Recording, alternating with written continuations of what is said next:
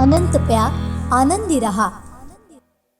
मातोंडच्या श्रीदेव घोडेमुख जत्रोत्सवाला सुरुवात झाली आहे। जत्रोत्सवासाठी सकाळपासूनच भाविकांची गर्दी दिसते। डोंगर चढून भाविक घोडेमुखाच्या दर्शनाला येत आहेत। याचा आढावा घेतलाय आमचे वेंगुर्ला करस्पॉन्डंट दीपेश परब यांनी।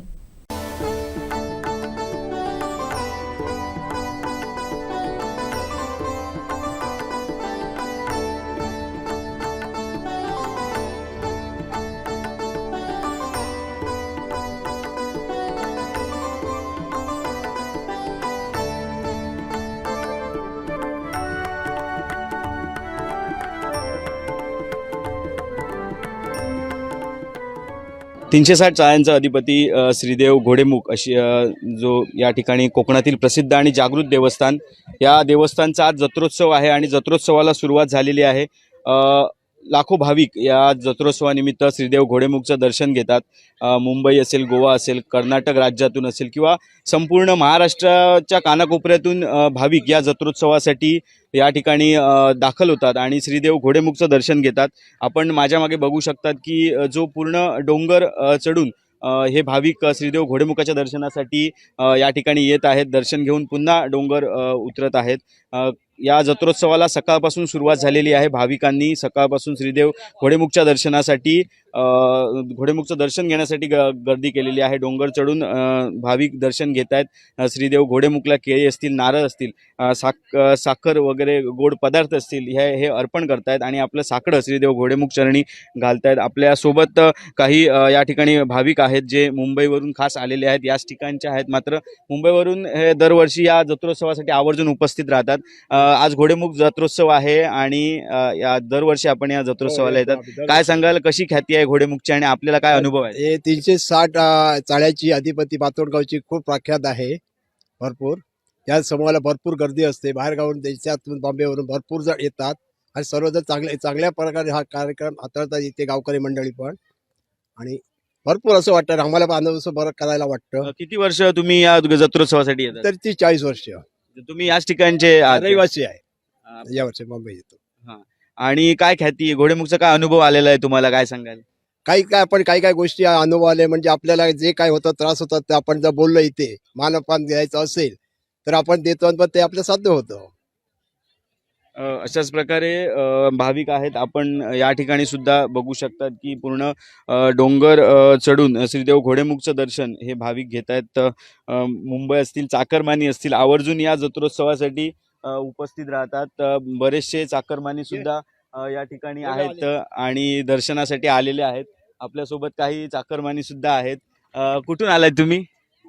मुंबईवरून आले। दरवर्षी येतात काय? हो, मी तर दरवर्षी येते बोरवलीवरून। माझं लग्न झाल्यापासून मी लग्न झाल्यापासून पहिल्यांदा झाला हा। अच्छा, मी तर दरवर्षी येते।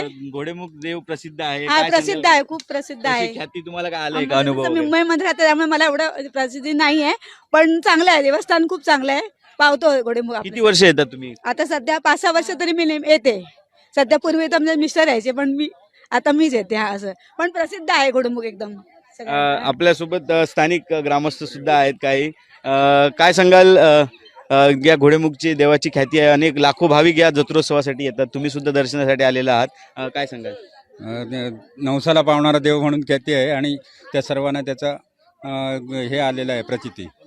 साधारण आता जत्रोत्सव सुरुवात झालेली आहे, पुढील कार्यक्रम कसा असतो, काय असतं पुढे या कार्यक्रम? आता इकडे गावाकडून देव तरंगकाठी येणार आणि त्यानंतर इथे वार्षिक आपली नालकोंबा वगैरे देऊन उत्सव हे करणार। कोंब्याची जत्रा म्हणून ही जत्रा प्रसिद्ध आहे, कशासाठी आणि किती साधारण या कोंब्यांचे बळी या ठिकाणी दिला जातो? तरी एक 50-60 हजार पर्यंत बळी दिला जातो इकडे आणि सर्वांना त्यामुळे चांगली प्रचिती आहे, देवाची ख्याती आहे। निश्चितच अनेक भाविक आज या जत्रोत्सवानिमित्त या ठिकाणी दाखल झालेले आहेत। तर बरेचसे भाविक आहेत जे मुंबई असतील किंवा गोवा असतील या ठिकाणून सुद्धा या जत्रोत्सवासाठी येतात, श्रीदेव घोडेमुखचं दर्शन घेतात।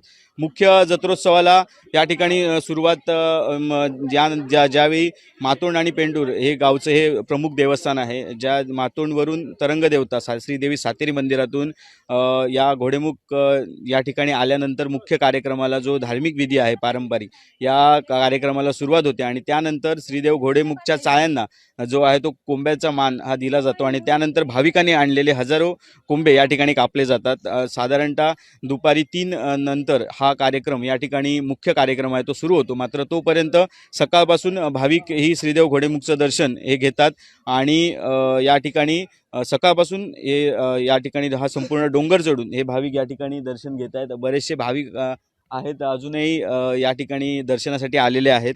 आपण त्यांच्याशी बोलणारच आहोत. प्रत्येकाला काही ना काही अनुभव हा या श्रीदेव घोडेमुखचा या ठिकाणी आलेला आहे. यासाठी आवर्जून सर्वजण या श्रीदेव घोडेमुखच्या या जत्रोत्सवानिमित्त या ठिकाणी उपस्थित राहतात, दर्शन घेतात. आपल्यासोबत काही भाविक आहेत. काय सांगाल काका, कुठून आलात?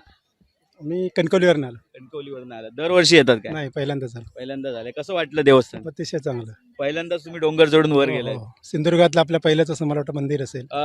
साधारणतः ऐकून माहिती होतं का ख्याती या श्रीदेव हो, घोडेमुखची? माहिती आहे, ऐकून माहिती आहे. फक्त आता पाहण्यासाठी आलो होतो. पाहण्यासाठी. निश्चितच असे पहिल्यांदा सुद्धा अनेक दरवर्षी प्रत्येक वर्षी ही जी भाविकांची गर्दी आहे ती प्रत्येक वर्षी वाढत आहे. श्रीदेव घोडेमुखची ख्याती ऐकून अनेक भाविक जे आहेत ते श्रीदेव घोडेमुखच्या दर्शनासाठी या ठिकाणी येत आहेत आणि श्रीदेव घोडेमुखचं दर्शन घेत आहेत. कोकण 7 लाईव्हसाठी दीपेश परब, वेंगुर्ला. आमचे दिवसभरातले सर्व अपडेट्स, ताज्या घडामोडी आणि थेट लाईव्ह पाहण्यासाठी सबस्क्राईब करा, लाईक करा कोकणचं नंबर 1 महा चॅनल कोकण 7 लाईव्हचं YouTube चॅनल.